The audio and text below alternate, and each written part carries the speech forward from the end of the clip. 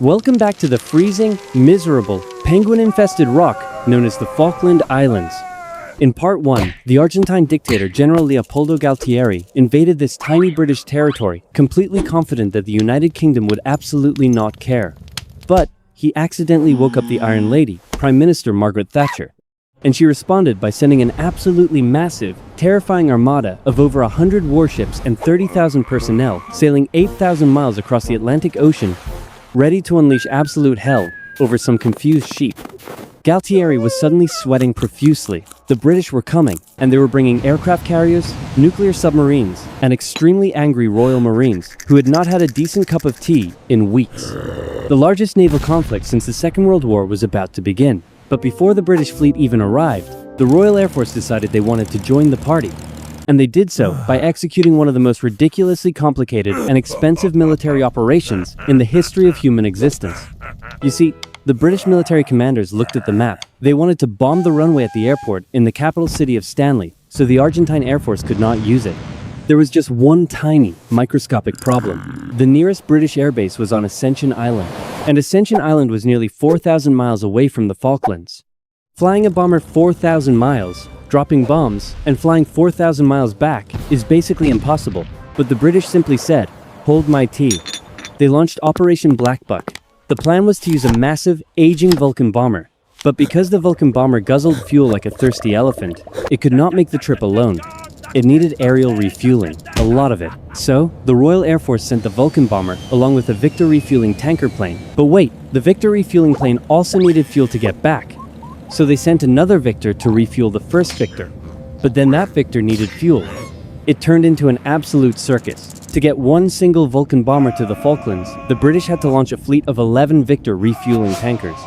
The planes were constantly passing fuel back and forth in mid-air, flying in a massive, confusing geometric nightmare across the dark ocean. Pilots were sweating, fuel gauges were dropping.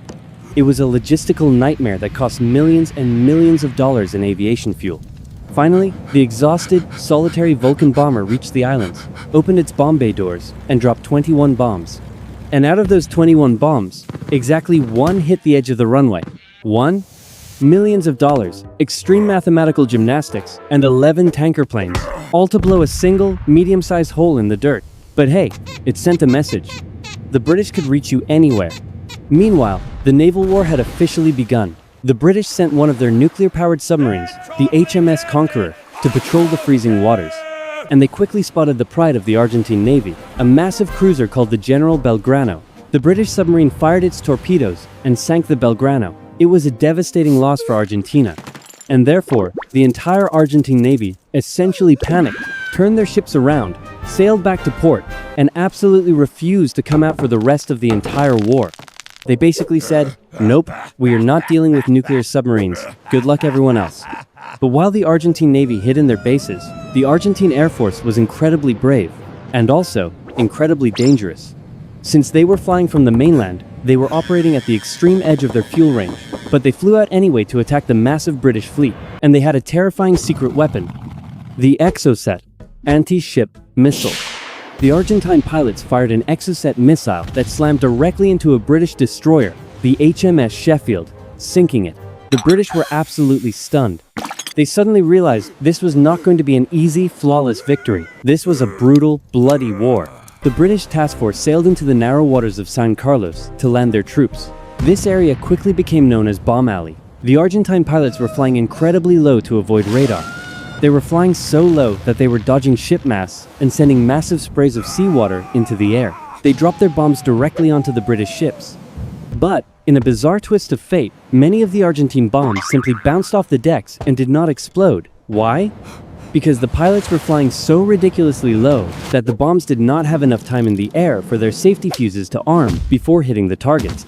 The British sailors were literally watching giant bombs punch holes through their ships, land on the floor, and just sit there doing nothing. Despite the unexploded bombs, the British successfully landed their troops, but they immediately faced a massive setback. An Argentine missile struck the massive cargo ship Atlantic Conveyor, sinking it. And inside that sinking ship were almost all of the British transport helicopters. So, what did the British commanders do? They looked at the freezing, muddy, completely roadless terrain of the Falkland Islands, then looked at their heavily loaded soldiers, and basically said, "Well, lads, looks like we are walking." The British infantry, carrying absolutely massive backpacks, began a grueling, miserable hike across the freezing bogs toward the capital city of Stanley. It was cold, it was wet, and they were incredibly annoyed. But you know who was even more miserable? The Argentine soldiers. You see, Galtieri had not sent his elite, battle-hardened troops to defend the islands. He kept them back home. Instead, he sent young, poorly trained conscripts. These kids were freezing in their muddy trenches. Their supply lines were cut off by the British Navy, meaning they were starving. And to make matters worse, they started hearing terrifying rumors about who the British had brought with them. The British had deployed the Gurkhas. The Gurkhas are elite soldiers from Nepal who fight for the British Army, famous for their absolute fearlessness and their terrifying curved knives called kukris. The Argentine officers, attempting to keep their soldiers in line, accidentally terrified them even more by spreading wild, ridiculous rumors.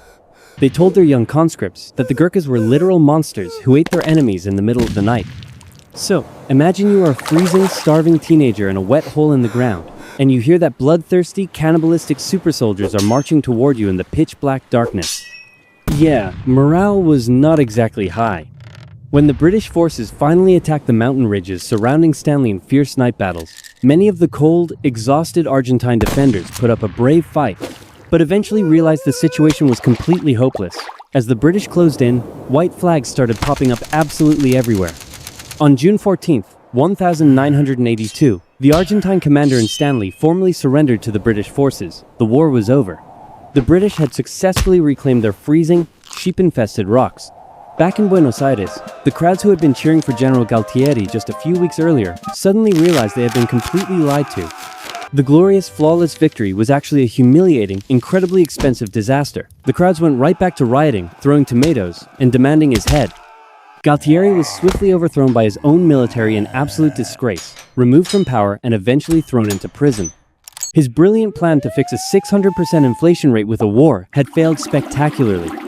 Meanwhile, back in London, Margaret Thatcher was hailed as a conquering hero. Her approval ratings skyrocketed past the moon.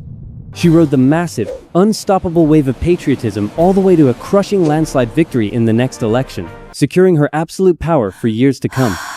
And as for the Falkland Islands, they went right back to being a freezing, windy, incredibly miserable rock in the middle of the ocean. The British went back to drinking their tea in the cold, and the sheep simply continued to chew on the grass, occasionally stepping over millions of dollars worth of destroyed military equipment, completely unaware that a massive, bloody war had just been fought over their heads. That is how you defeat a dictator with a sheep pasture. Subscribe right now, hit that like button, or I will send an entire fleet of Vulcan bombers to drop a single expensive bomb on your house.